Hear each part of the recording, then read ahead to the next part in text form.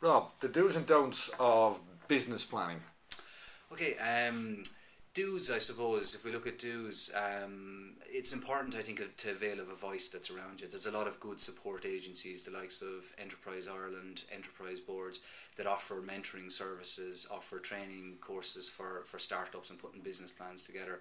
I think it's very important to avail of that, because if you can picture an entrepreneur that might come from maybe a strong financial background, maybe a strong sales or marketing background, but it's very, very hard to get an entrepreneur that will have all those skill sets. And when you're developing a business plan, you're looking at all those different areas. So I think it's important when you're putting a business plan together to try and avail of any advice, mentoring, networking that you can avail of. There's a lot of great web portals, for example, Small Business Can, where pre-startups, startup businesses are going and sharing ideas and information. So I think it's critical when you're putting a business plan together to kind of avail of all that information that's around you. It's important as well, I suppose, to put clear and concise goals in operation when you're developing a plan.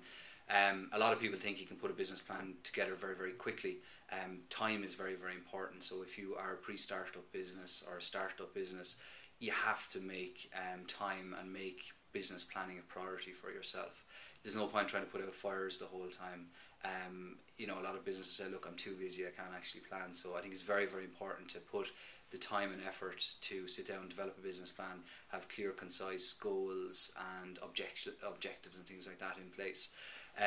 It's important as well, I think, once the business plan is complete, that you review it on a regular basis. So hopefully if you've received your funding, you can start trading. It's very, very important, I think, to always go back to your business plan after that and check out what your projected figures were against your current actual figures. So if you need to go back at any stage, you can go back and change aspects of your business. Do you think that happens?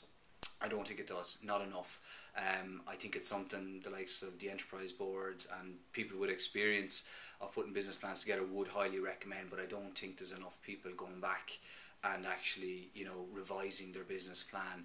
You can have a fantastic business plan and get your funding, but, if you go off, steer over to the right-hand side and kind of blaze a trail down that direction without constantly going back and reviewing your objective, your projections, I think it's vital that you have to go back and analyse.